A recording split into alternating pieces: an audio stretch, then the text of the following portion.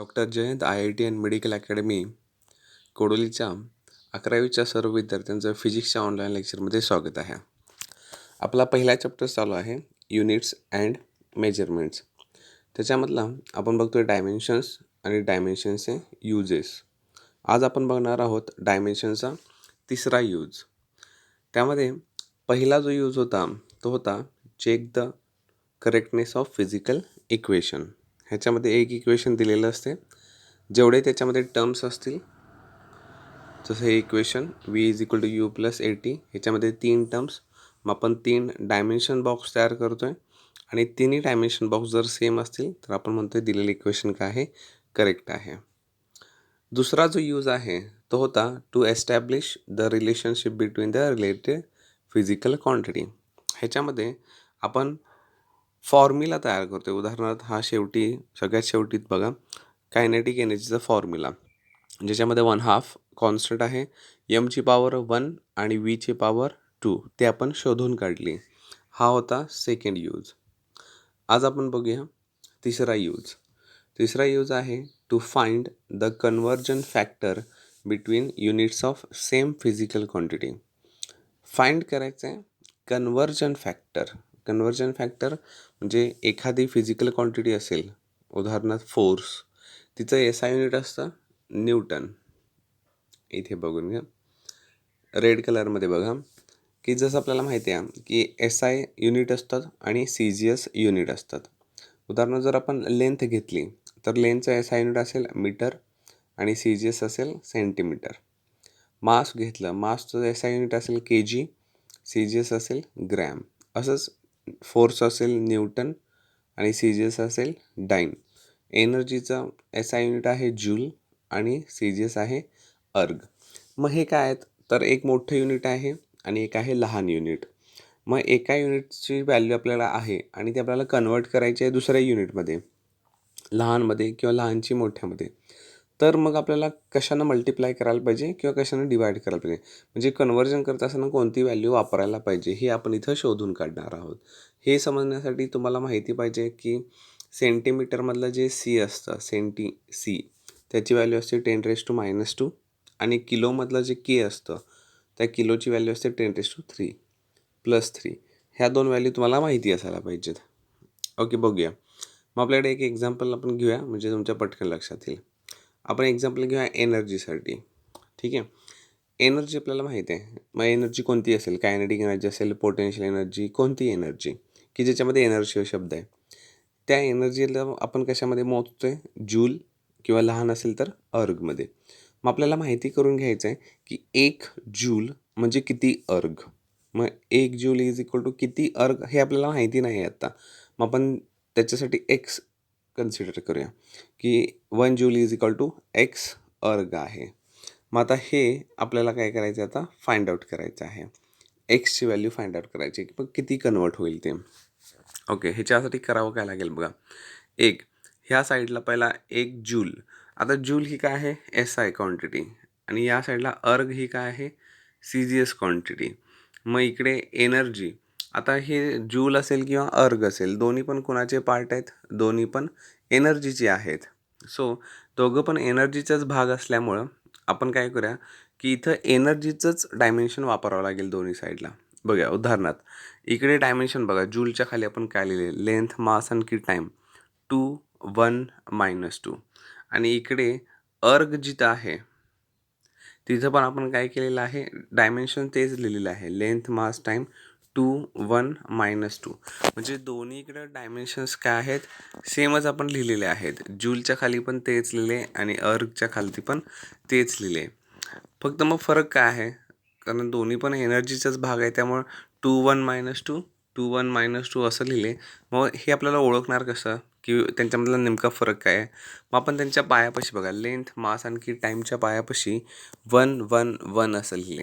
म्हणजे आपण 1, 1, 1 जे मेन्शन केले ते SI युनिटसाठी म्हणूया, कारण जूल SI आहे. सो आपण 1, 1, 1 SIसाठी वापरूया. आणि इकडे आपण पायापाशी 2, 2, 2 असं लिहिलं आहे, म्हणजे हे CGSसाठी. म्हणजे दोघांच्यामधला फरक समजण्यासाठी आपण काय केले, इथं पायापाशी इनिशियल्स काहीतरी वापरलेत. मग इकडे 1 1 1 2 2 2 असं चालेल, किंवा तुम्ही स्मॉल ए बी बी बी असंही लिहू शकताय. ठीक आहे, आपण बुकप्रमाणे जाऊया. इकडे आहे जूल म्हणजे SI, इकडे आहे सीझियस अर्ग.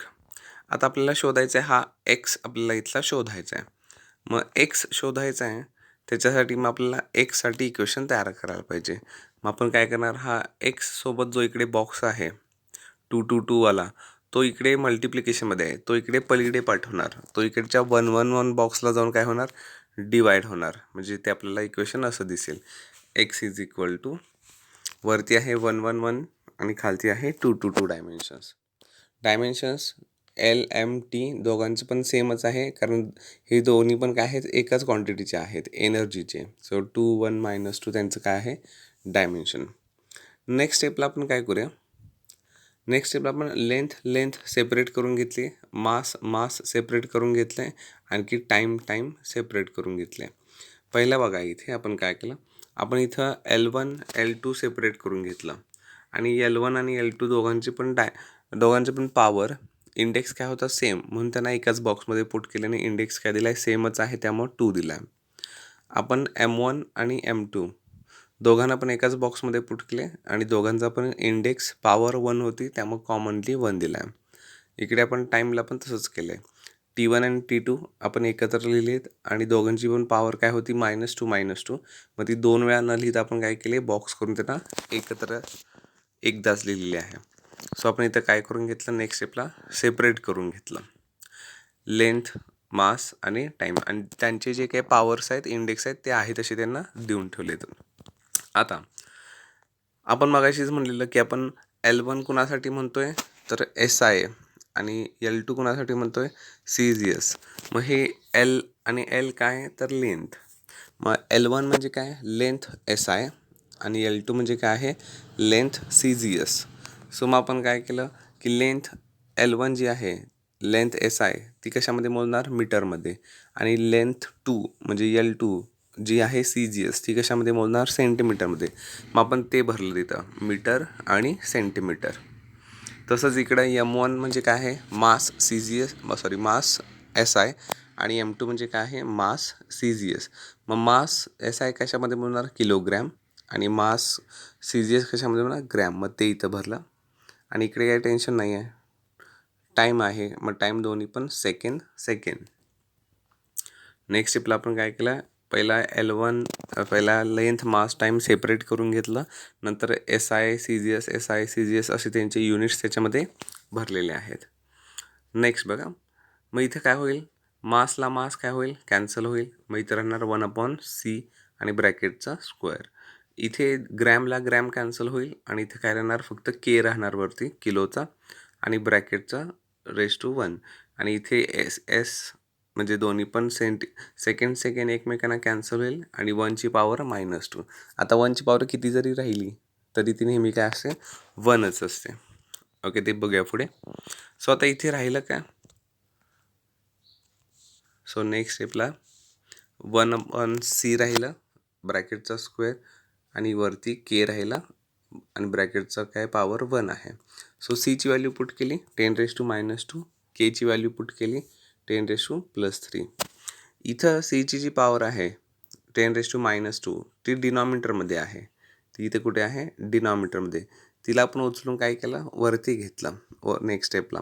मग वरती घेतल्यानंतर 10⁻²च्या ऐवजी ते काय होईल, 10⁻+2, आणि मग पॉवर काय आहे, 2.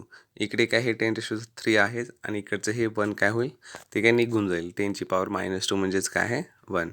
सो इथंच आपल्याला मिळेल 10⁻², आणि इंटू काय आहे, 10⁻3.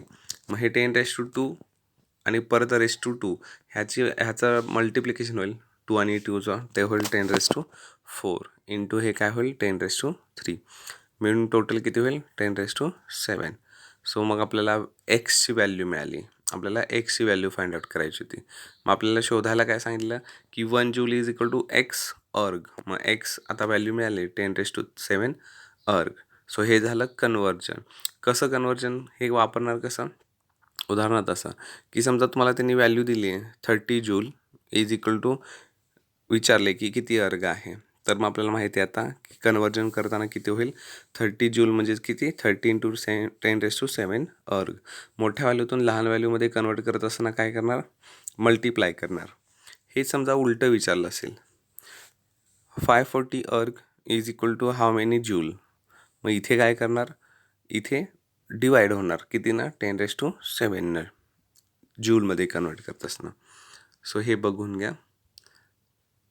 हे आपण काय केलेलं आहे, फाइंड आउट केलेलं आहे की 1 जूल म्हणजे किती अर्ग आहे. आणि हे कोणासाठी केले, एनर्जीसाठी झाली. आणि खूप सोपं आहे हे, ह्याच्यामध्ये काहीच नाही. अगदी सेम ह्याच पद्धतीनं पुढचे सगळे एक्झाम्पल्स मला काय करायचे आहेत, सॉल्व करायचे आहेत. हे झालं फर्स्ट एक्झाम्पल. नेक्स्ट बघूया सेकंड एक्झाम्पल ट्राय करूया. सेकंड एक्झाम्पल जे आहे ते कोणासाठी आहे, फोर्ससाठी आहे. आपल्याला माहिती आहे की फोर्स एस आयमध्ये कशात मोजणार, न्यूटनमध्ये, आणि सी जी एसमध्ये कशामध्ये मोजणार, डाईनमध्ये. मग आपल्याला फाइंड आउट काय करायचं असेल की 1 न्यूटन म्हणजे किती डाईन, म्हणजेच 1 newton is equal to X dyne. आपल्याला ह्या एक्सची व्हॅल्यू फाइंड आउट करायची आहे. मग दोन्ही साईडला बॉक्स कसे येणार, इकडं न्यूटनच्या खाली जो बॉक्स दिला आहे L1 M1 T-2 हे कोणाचं असणार आहे, फोर्सचा, कारण फोर्ससाठी चाललं आहे. इकडे पण डाईनच्या खाली जो बॉक्स असेल तो कोणासाठी असेल, तो पण कोणासाठी असेल, फोर्ससाठीच असेल. आणि इथे पण काय आहे L2 M2 L1 M1 आणि T-2. इथे पण तुम्हाला काय करावं लागेल,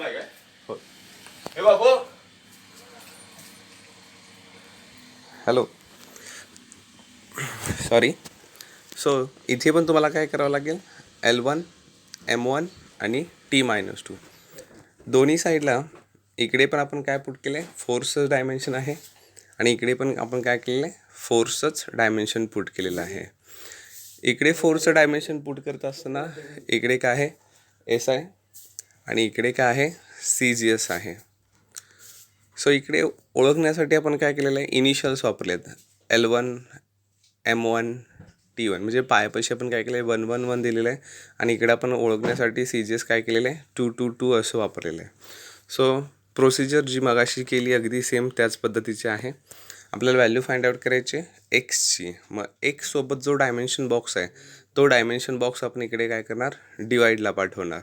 मग 111 डायमेन्शन बॉक्सला 222 डायमेन्शन बॉक्स जाऊन काय होईल, डिवाईड होईल. नेक्स्ट स्टेपला आपण काय करतो आहे, सेपरेशन करतो आहे. लेंथ सेपरेट केली, मास सेपरेट केलं, आणखी टाईम काय केला, सेपरेट केला. लेंथ सेपरेट करत असताना त्या दोन्ही पण लेंथचे L1 असेल किंवा L2 असेल त्यांची पॉवर 1 आहे, सो कॉमनली 1 दिली. M1 M2 दोघांची पण पॉवर काय केलेली आहे, 1 कॉमनली दिले आहे, आणि टाईमचे पण काय दिले, कॉमनली -2 दिलेले आहेत. सो आपल्याला नेक्स्ट स्टेपला माहीत आहे. नेक्स्ट स्टेपला आपण L1च्या ऐवजी काय लिहितो आहे, मीटर, आणि L2च्या ऐवजी काय लिहितो आहे, सेंटीमीटर. कारण L1 काय आहे, लेंथ एस आयमध्ये, आणि L2 काय आहे, लेंथ सी जी एसमध्ये. So metre divided by centimetre. M1 M2 mass C G S, mass S I, आणखी मास सी जी एस, के जी आणखी ग्रॅम पुट केलं. टाईमचं काय टेन्शन आहे, टाईम एस आयमध्ये पण आणि सी जी एसमध्ये पण काय आहे, सेकंड. सो मीटर सेंटीमीटरमधलं मीटर कॅन्सल, के जी ग्रॅममधलं ग्रॅम कॅन्सल, आणि सेकंड कॅन्सल. सो इथं शिल्लक राहील 1/c पहिल्या बॉक्समध्ये, दुसऱ्या बॉक्समध्ये शिल्लक राहील के, आणि तिसऱ्या बॉक्समध्ये सेकंड कॅन्सल झाल्यामुळे काय होणार, 1 शिल्लक राहील. सो 1/c ची व्हॅल्यू आपण पुट केली 1/10⁻², केची व्हॅल्यू पुट केली 10⁻3, आणि ह्याची व्हॅल्यू पुट केली 1.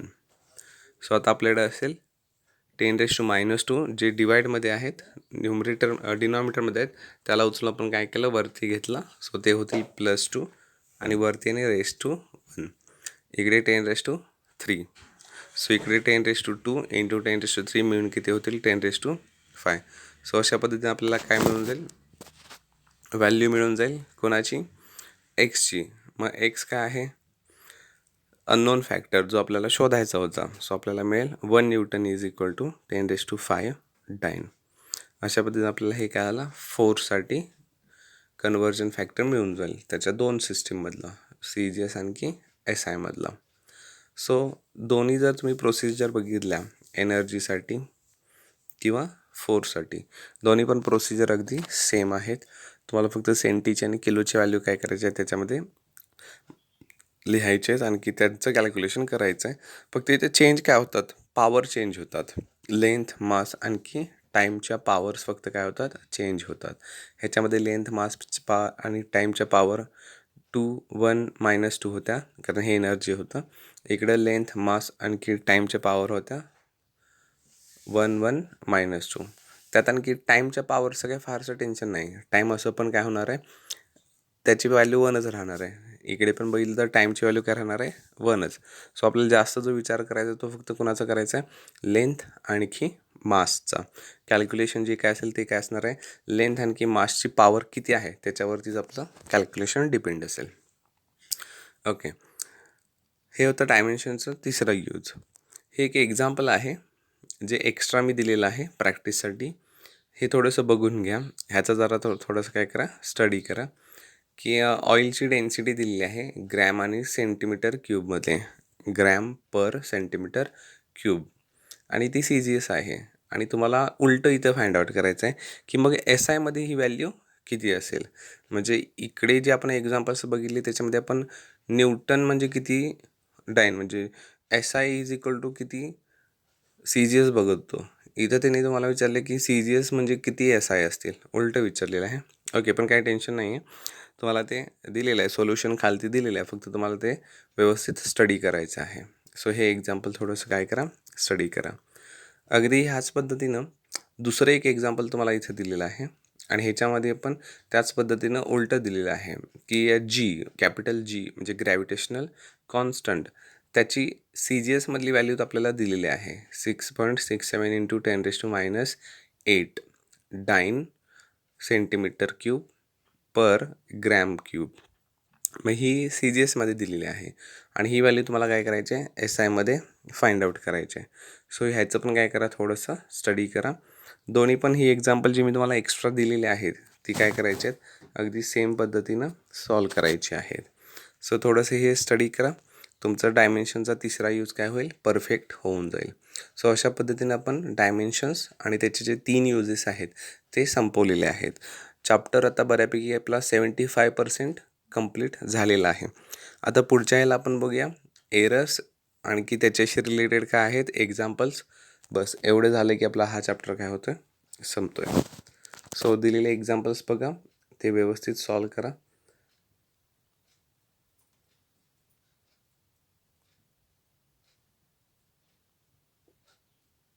Thank you class.